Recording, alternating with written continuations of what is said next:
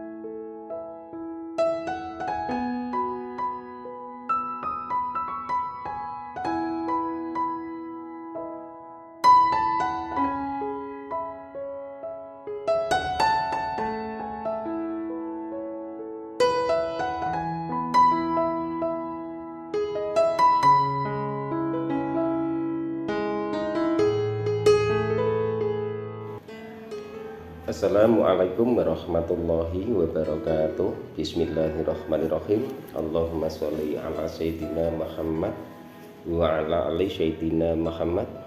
Berjumpa kembali dengan saya Heri Petani Indonesia, teman-teman. Pada kesempatan pagi hari ini, di samping saya sedang melakukan tanaman cabai saya yang ke-13 kalinya. Tapi dalam video ini saya tidak membahas masalah pemanenannya, kemudian dapatnya berapa puluh kilo ataupun berapa puluh kintal, kemudian yang kedua adalah harganya berapa. Jadi di sini insya Allah kalau masalah pemanenan ataupun dapatnya berapa kilo itu tergantung Allah memberikan rezeki kepada kita semua. Tapi yang di sini yang saya jelaskan yang lebih penting adalah bagaimana tata cara saya merawat tanaman cabai ini, walaupun sekedar tutorial dari mulai pemrosesan lahannya sampai panen seperti ini. Yang pertama, karena ini adalah lahan bekas tanaman cabai kaliber, jadi saya tidak memberikan pupuk dasar di bedengan ataupun memproses lahannya kembali. Langsung saya tanami teman-teman, cuma saya tanamnya itu di lubang pemupukan sebelumnya. Untuk pupuk yang saya berikan di lubang tanamnya, saya hanya memberikan asam humat power soil, kemudian si karbon. Terus yang ketiga adalah anfus teman-teman, hanya itu saya kocor. Dosisnya bebas karena itu berupa pupuk organik teman-teman. Kemudian setelah itu baru saya lakukan pindah tanam. Bibit tanaman cabai saya sudah memasuki 10 daun. Kenapa saya pindah tanamnya itu 10 daun? Untuk meminimalisir tingkat kelayuan tanaman cabai karena cuacanya panas. Kemudian langkah yang kedua, di usia tanaman cabai saya 10 hari setelah pindah tanam, saya melakukan pemupukan yang pertama. Pupuk yang saya pergunakan adalah NPK 1616, kemudian saya tambahkan asam humat power soil dengan dosis 150 gram untuk NPK nya, kemudian asam humat power soilnya saya gunakan 5 sendok makan untuk 20 liter air, kemudian saya lakukan pengocoran. Setelah itu sorenya baru saya lakukan penyepraian menggunakan insektisida. Insektisida yang saya gunakan adalah Rizotin teman-teman, dengan dosis 2 sendok makan untuk 16 liter air. Kemudian setelah usia tanaman cabai saya 20 hari setelah pindah tanam, saya lakukan pemupukan yang kedua. Pemupukan yang kedua ini saya menggunakan NPK 1616 dengan dosis sama, kemudian asam humat power soil dengan dosis sama. Setelah itu baru saya lakukan penyepraian menggunakan fungisida. Fungisida yang saya pergunakan untuk penyepraian kali ini adalah fungisida sistemik.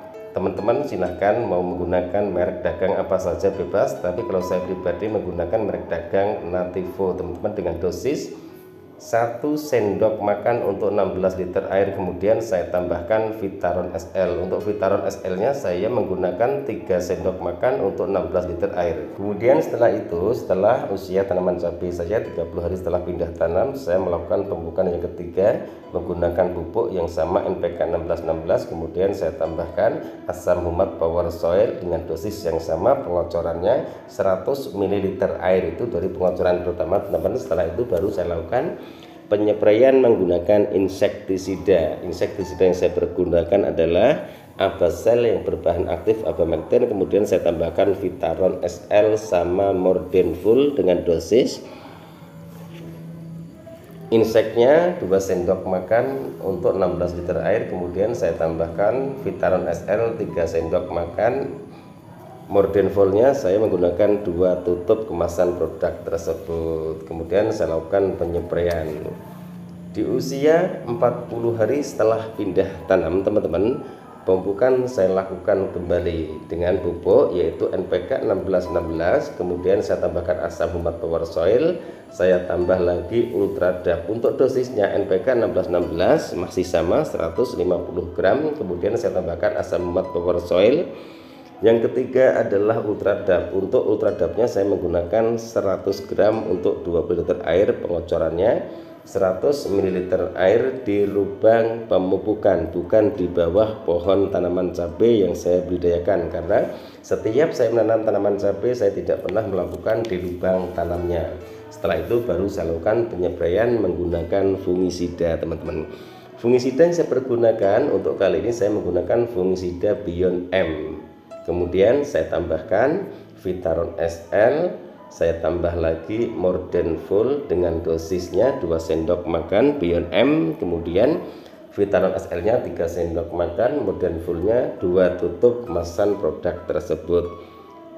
Kemudian setelah itu di usia tanaman cabai saya memasuki 50 hari setelah pindah tanam teman-teman, pemupukan yang kelima saya lakukan dengan pupuk NPK 1616, kemudian saya tambahkan asam humat power soil, saya tambah MKP karena saya pindah tanamnya 10 daun, jadi di usia 50 hari itu tanaman cabai sudah lumayan tinggi dan sudah persiapan memasuki masa generatif.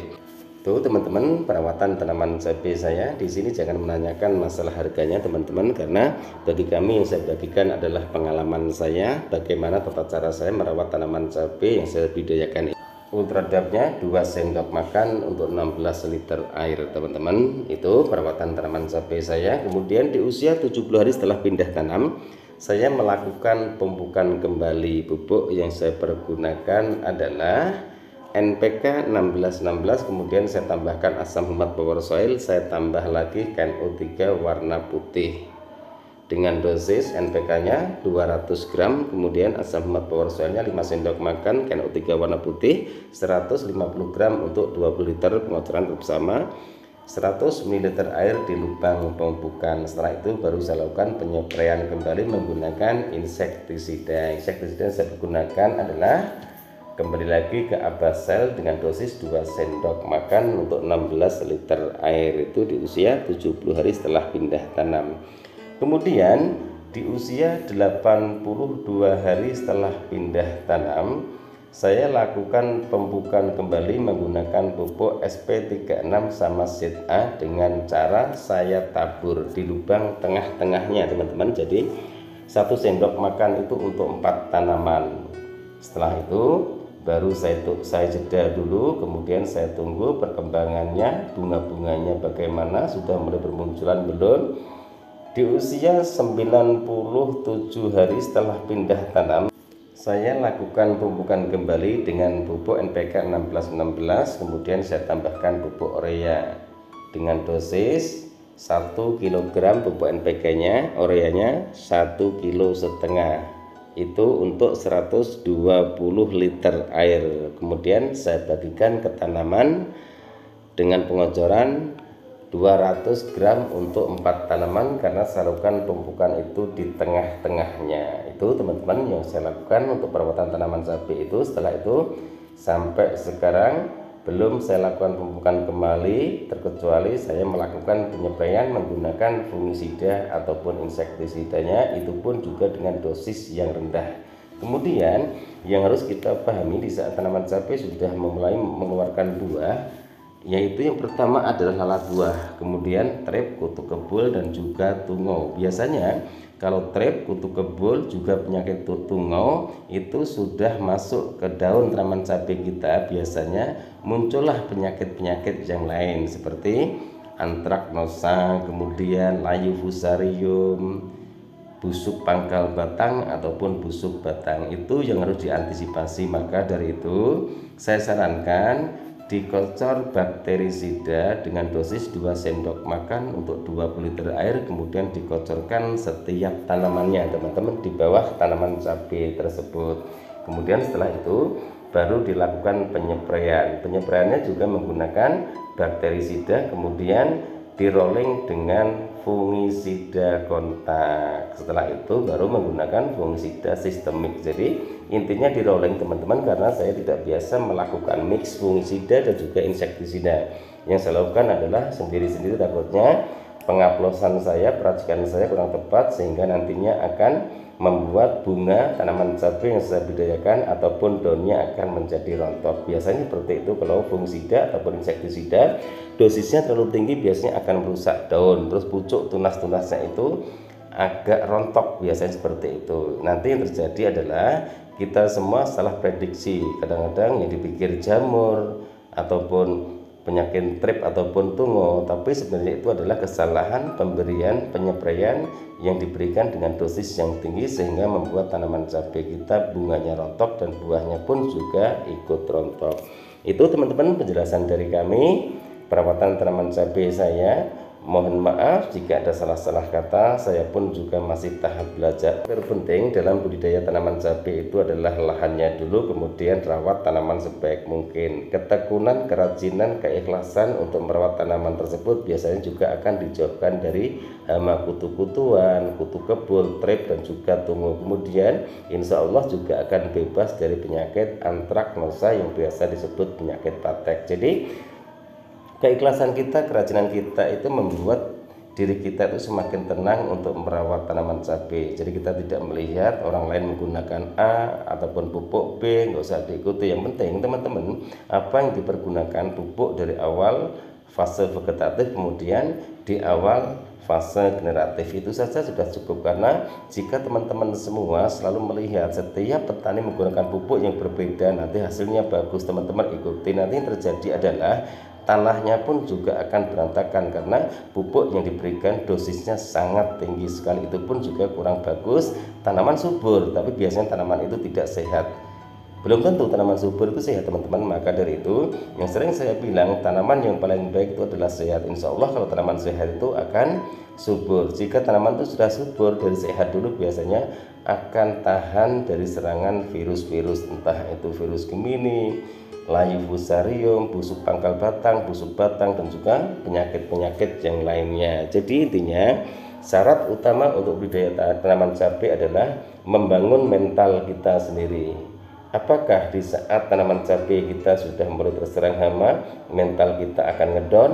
Ya, itu harus dibenahi. Jadi setiap tanaman pasti mempunyai masalah-masalah yang berbeda, walaupun varietasnya juga tanaman cabai, karena setiap lokasi, setiap wilayah itu mempunyai cuaca yang berbeda, mempunyai pH tanah yang berbeda. Terus kemudian yang ketiga adalah mempunyai lingkungan yang berbeda. Biasanya jika tanaman itu sudah dibudidayakan dengan tanaman-tanaman di sekeliling tanaman kita itu sudah banyak pemakaian fungisida, insektisida itu dengan dosis yang tinggi semua, biasanya tanaman kita nantinya itu akan kebal, hama-hama itu akan kebal oleh fungisida ataupun insektisida yang kita berikan. Itu teman-teman penjelasan dari kami. Mohon maaf saya tidak menjelaskan masalah pemanenannya, tapi yang saya jelaskan adalah bagaimana tata cara saya merawat tanaman cabai saya sehingga tanaman ini subur dan buahnya sangat lebat sekali. Terima kasih atas segala support dan doanya. Mudah-mudahan kedepannya channel Heri Petani Indonesia bisa memberikan tutorial-tutorial yang bermanfaat, insya Allah bisa menginspirasi, bisa memberikan edukasi, bahkan bisa memberikan dedikasi buat sahabat-sahabat tani semua, sehingga kita bisa belajar bersama bagaimana tata cara budidaya tanaman cabai, tanaman melon, dan juga tanaman semangka dengan saling sharing, berbagi pengalaman. Insya Allah kesulitan-kesulitan yang kita hadapi dalam membudidayakan tanaman cabai dan juga tanaman melon bisa terselesaikan dengan baik, sehingga membuat tanaman itu subur dan membuahkan buah-buah yang banyak ataupun lebat teman-teman. Wabillahi taufiq wal hidayah. Wassalamualaikum warahmatullahi wabarakatuh. Salam sukses buat Anda, salam sukses buat para petani di seluruh Indonesia.